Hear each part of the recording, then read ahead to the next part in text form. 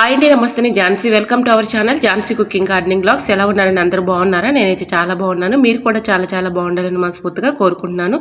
ఈరోజు 20 రకాల అద్భుతమైన యూస్ఫుల్ టిప్స్ అయితే షేర్ చేస్తున్నానండి. ఫస్ట్ టిప్ని తెలుసుకుందాం. ఇలా మన చాకులు కానీ సిజర్లు కానీ ఫెయిలర్లు కానీ ఇలా మనం క్లీన్ చేసుకొని పక్కన పెట్టేస్తూ ఉంటాం కదండి. ఒక్కోసారి షార్ప్నెస్ తగ్గిపోయి చాలా ఇబ్బంది పెట్టేస్తూ ఉంటాయి. అలా షార్ప్నెస్ తగ్గిపోకుండా ఉండాలంటే ఏదైనా ఒక గ్లాస్లోకి కొన్ని రైస్ అయితే నిండుగా తీసుకోవాలండి. ఇలా రైస్ నిండుగా పోసుకొని ఇలా చాకులు కానీ ఫెయిలర్లు కానీ సిజర్లు కానీ ఇలా పెట్టేసుకున్నాం అనుకోండి, షార్ప్నెస్ తగ్గిపోకుండా ఉంటాయి. తుప్పు పట్టకుండా సిల్లం పట్టకుండా ఎక్కువ రోజులు మన్నికైతే ఉంటాయండి. ఒకసారి ట్రై చేయండి, చాలా బాగా యూజ్ అవుతుంది. మరొక యూజ్ఫుల్ టిప్ తెలుసుకునే ముందు చిన్న రిక్వెస్ట్ అండి. మన ఛానల్ ఎవరైనా ఫస్ట్ టైం చూస్తున్నట్లయితే ప్లీజ్ అండి ప్రీవియస్ వీడియో చూసి మీకు నచ్చి కంటెంట్ ఉంది అనుకుంటేనే ఛానల్ని సబ్స్క్రైబ్ చేసుకోండి. వీడియో నచ్చితే ప్లీజ్ అండి వీడియో లైక్ చేయడం మాత్రం మర్చిపోకండి ఫ్రెండ్స్. ఇంకా సెకండ్ టిప్ని తెలుసుకుందాం.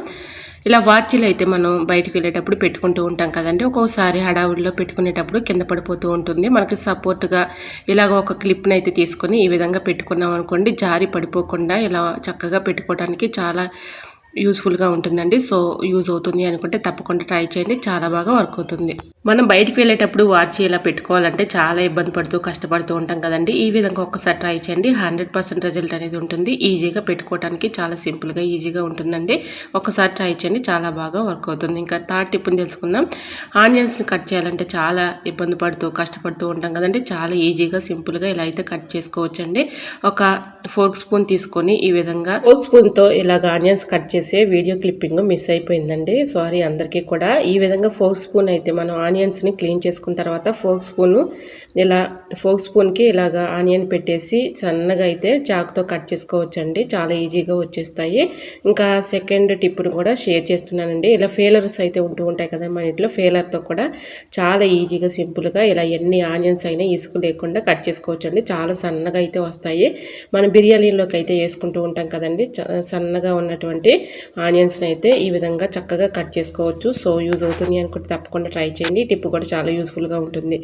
టిప్ నెంబర్ 4, సూదిలో దారం ఎక్కించాలంటే చాలా కష్టపడుతూ ఉంటాం కదండి. చాలా ఈజీగా సింపుల్గా ఇలా ఎక్కించుకోవచ్చు. పాతది టూత్ బ్రష్ ఒకటి ఉంటే చాలండి, చాలా ఈజీగా సింపుల్గా ఇలా నీడిల్లోనికి దారం అయితే ఎక్కించుకోవచ్చు.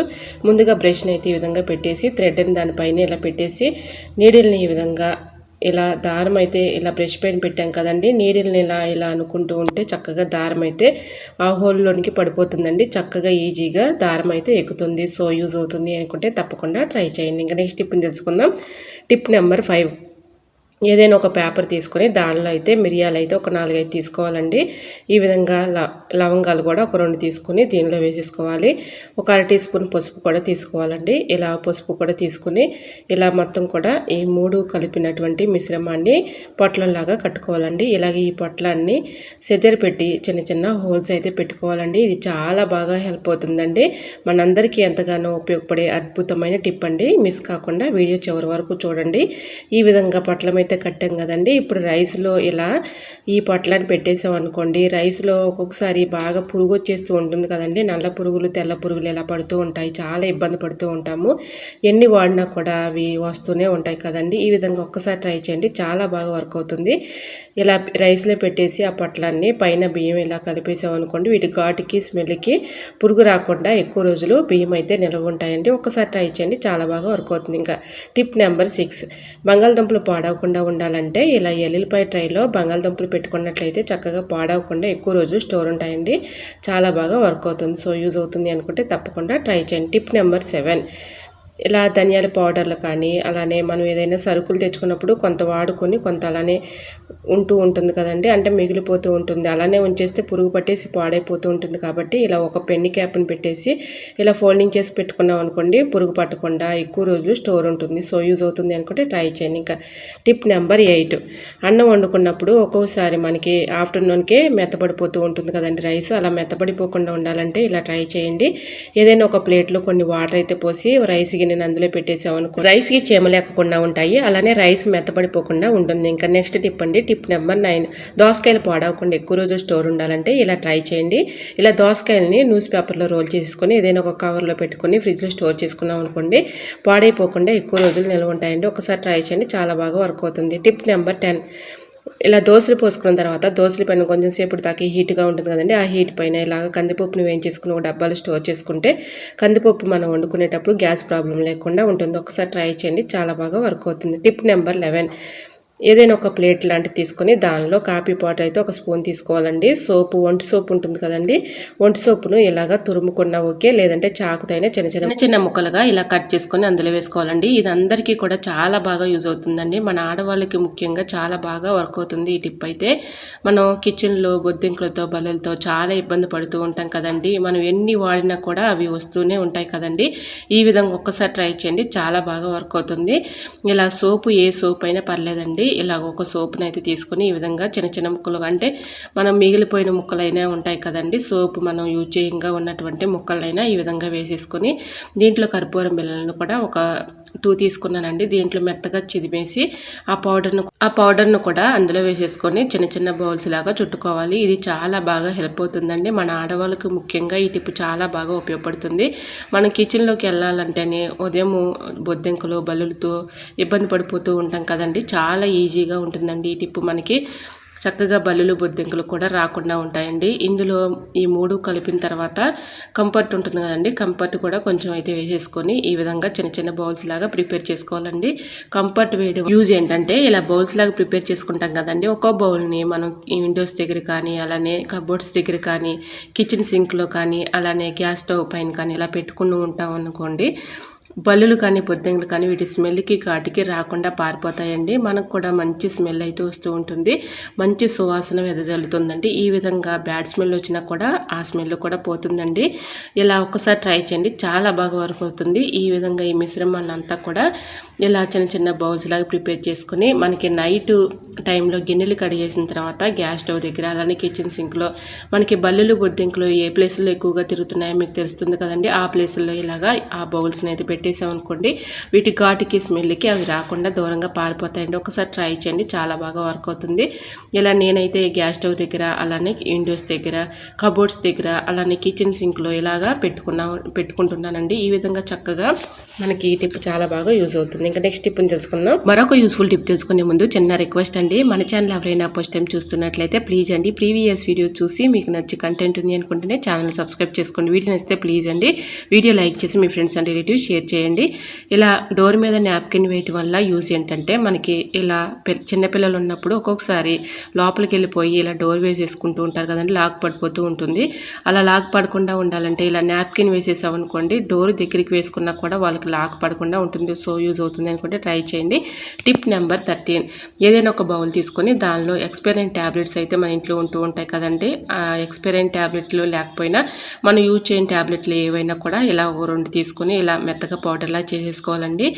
ఇలా మెత్తగా పౌడర్లా చేసుకున్న తర్వాత ఒక 1/2 టీ స్పూన్ పసుపు అయితే వేసేసుకోవాలి. దీనిలో బాగా కాగబెట్టినటువంటి హాట్ వాటర్ని అయితే ఇందులో పోసుకోవాలండి. బేకింగ్ పౌడర్ కూడా ఒక 1/2 టీ స్పూన్ వేసేసి ఇలా మొత్తం కూడా మిక్సింగ్ చేసుకున్న తర్వాత బాగా మరగబెట్టుకున్నటువంటి వాటర్ అయితే తీసుకోవాలండి. ఇలాగ మరగబెట్టుకున్న వాటర్ని ఇలా ఈ బౌల్లో వేసేసుకోవాలండి. దీంట్లో మనం యూజ్ చేసుకునే షాంపూస్ ఏవైనా కూడా కొంచెం అయితే తీసుకోవాలండి. షాంపూ, పసుపు, బేకింగ్ పౌడర్, అలానే ట్యాబ్లెట్స్, ఇవన్నీ కూడా ఈ 4 మిశ్రమాన్ని ఇలా ఇందులో వేసేసుకొని దీనిలో హాట్ వాటర్ అయితే పోసుకోవాలండి. ఇది చాలా బాగా ఉపయోగపడుతుంది టిప్పు.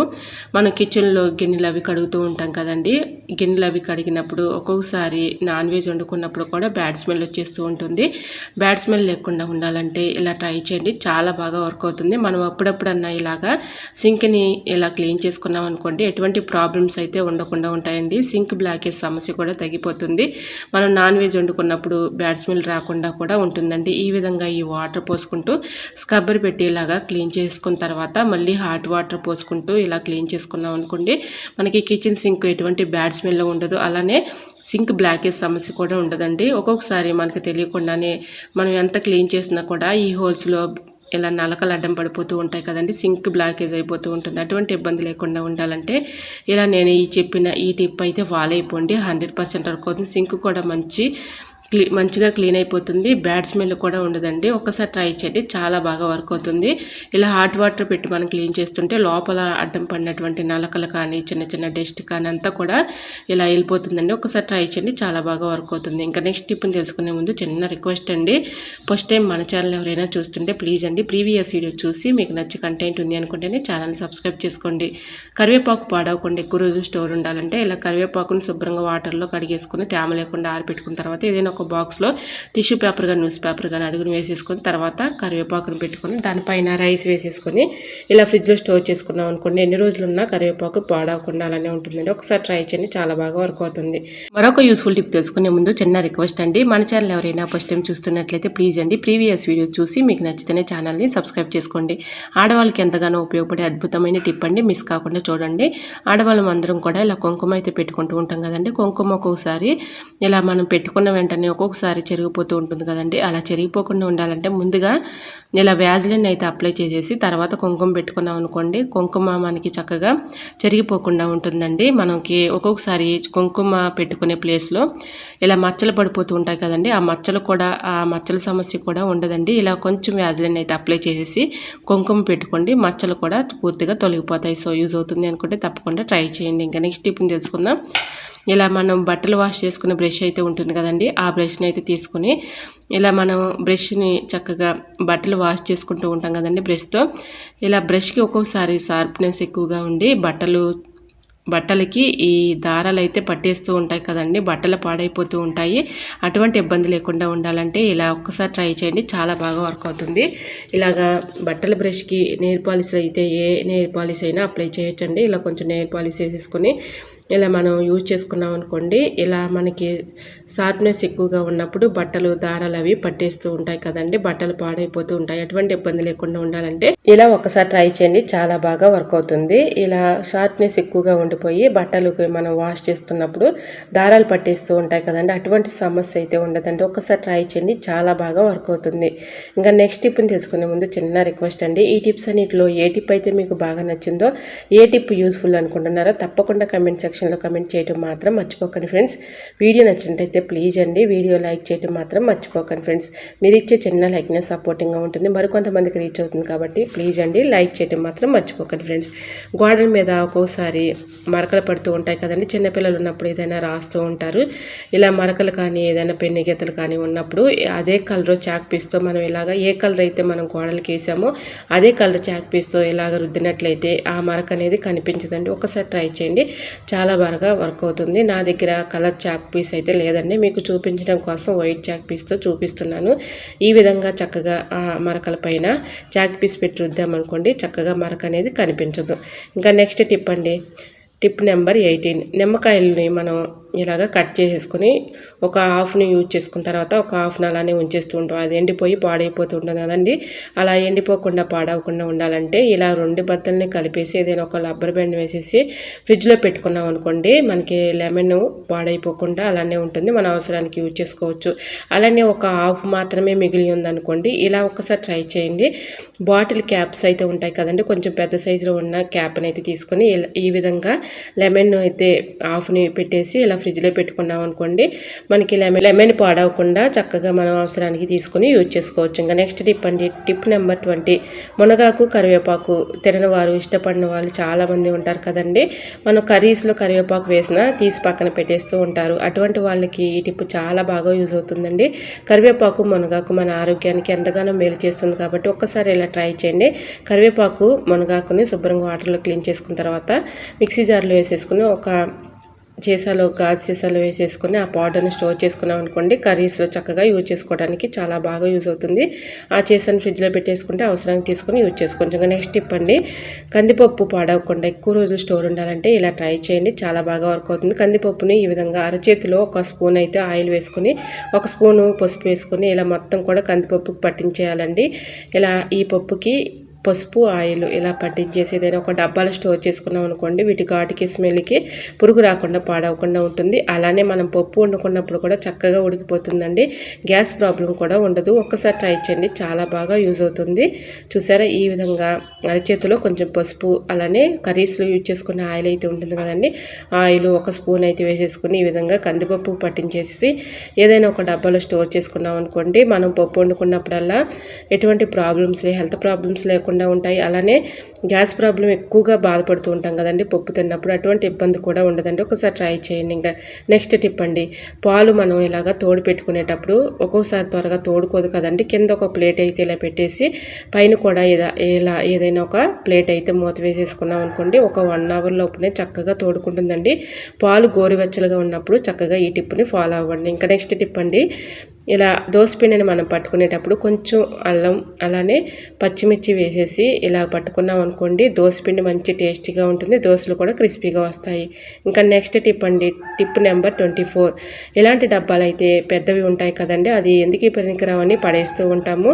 చాలా బాగా యూజ్ చేసుకోవచ్చండి ఈ డబ్బాల్ని. ఇలా పెద్ద సైజు డబ్బాల్లో చిన్న చిన్న బాక్సెస్ అయితే ఇలాగ చక్కగా పెద్ద డబ్బాలో సర్దేసుకున్నాం అనుకోండి, మనకు అవసరానికి యూజ్ చేసుకోవడానికి చాలా బాగుంటుంది. అలానే మనకి ఒక దగ్గర ఉంటాయి కాబట్టి చక్కగా కనిపిస్తాయి కాబట్టి తీసుకుని యూజ్ చేసుకోవచ్చు. సో మీకు కూడా ఈ టిప్ యూజ్ అవుతుందని షేర్ చేస్తున్నానండి. యూజ్ అవుతుంది అనుకుంటే తప్పకుండా ట్రై చేయండి. ఇంకా నెక్స్ట్ టిప్ అండి, నెక్స్ట్ టిప్ నేర్చుకునే ముందు చిన్న రిక్వెస్ట్ అండి, ఈ టిప్స్ అన్నింటిలో ఏ టిప్ అయితే మీకు బాగా నచ్చిందో, ఏ టిప్ యూజ్ఫుల్ అనుకుంటున్నారో తప్పకుండా కమెంట్ సెక్షన్లో కమెంట్ చేయడం మాత్రం మర్చిపోకండి ఫ్రెండ్స్. ఒక బాటిల్ ఉంటే చాలండి, ఎన్ని ఆనియన్స్ అయినా చాలా ఈజీగా సింపుల్గా కట్ చేసుకోవచ్చు. అది ఎలానో చూస్తున్నారండి, నిజంగా అండి మీరు ఎన్నది కరెక్టేనండి. ఈ విధంగా ఒక బాటిల్ని అయితే తీసుకొని చాకును స్టవ్ మీద కొంచెం హీట్ చేసేసుకొని ఈ విధంగా బాటిల్ని అయితే ఇలా కట్ చేసుకోవాలండి. ఇందులో ఆనియన్స్ని ఎన్ని అయితే పడతాయో అన్ని ఆనియన్స్ని పెట్టేసి ఇలా ఫ్రిడ్జ్లో పెట్టేసుకుని ఒక 1 అవర్ పాటు అలా ఉంచేసి 1 అవర్ తర్వాత ఈ ఆనియన్స్ని తీసి చక్కగా కట్ చేసామనుకోండి, ఇలా కూలింగ్ అయితే ఇలా 1 అవర్ పాటు ఈ బాటిల్ ఫ్రిడ్జ్లో ఉంది కాబట్టి చక్కగా కూలింగ్ అయితే ఉంటుంది, చల్లదనం అనేది వస్తుంది. కాబట్టి ఆనియన్స్ని కట్ చేసేటప్పుడు మనం చక్కగా కళ్ళంట నీళ్ళు రాకుండా ఉంటాయండి. ఎన్ని ఆనియన్స్ అయినా చాలా ఈజీగా సింపుల్గా ఇలా కట్ చేసేసుకోవచ్చండి. ఇప్పుడైతే చూసారా, ఒక 1 అవర్ పాటు నేను ఫ్రిడ్జ్లో ఉంచిన తర్వాత మీకు చూపిస్తున్నాను. చాలా ఈజీగా సింపుల్గా దానిపై ఉన్నటువంటి తొక్కని సింపుల్గా తీసేసుకోవచ్చండి. ఆనియన్స్ కూడా చక్కగా కట్ చేసుకోవచ్చు. ఇలా కట్ చేసేటప్పుడు మన కళ్ళ వెంట నీళ్ళు వస్తూ ఉంటాయి కదండి, ఆ నీళ్ళు కూడా రావండి. ఒకసారి ట్రై చేయండి, చాలా బాగా వర్క్ అవుతుంది. చాలా ఈజీగా సింపుల్గా ఇలా కట్ చేసుకోవచ్చు. సో యూజ్ అవుతుంది అనుకుంటే ట్రై చేయండి. ఐ హోప్ ఈ టిప్స్ అని మీకు నచ్చాయి అనుకుంటున్నా. నచ్చితే మాత్రం ప్లీజ్ అండి వీడియో లైక్ చేసి మీ ఫ్రెండ్స్ అండ్ రిలేటివ్స్ షేర్ చేయండి. ఫస్ట్ టైం మన ఛానల్ ఎవరైనా చూస్తుంటే ప్లీజ్ అండి ప్రీవియస్ వీడియో చూసి మీకు నచ్చి కంటెంట్ ఉంది అనుకుంటేనే ఛానల్ని సబ్స్క్రైబ్ చేసుకోండి. ఇంతవరకు మన ఛానల్ ఎంతగానో ఆదరించి సపోర్ట్ చేసి సబ్స్క్రైబ్ చేసిన ప్రతి ఒక్కరికి కూడా పేరు పేరు చొప్పున నా హృదయపూర్వక ధన్యవాదాలు తెలియజేసుకున్నానండి. ఇలానే సపోర్ట్ చేయండి. మన ఛానల్లో ఇంకా మంచి మంచి న్యూ టిప్స్ అయితే షేర్ చేస్తూ ఉంటాను. ఓకేనండి, మరికొన్ని టిప్స్తో మళ్ళీ మీ ముందుకు వచ్చేస్తానండి. అంతవరకు బాయ్. అందరూ బాగుండాలి, అందులో నేను ఉండాలని ఆశిస్తూ నేను మీ ఝాన్సీ. Thanks for watching.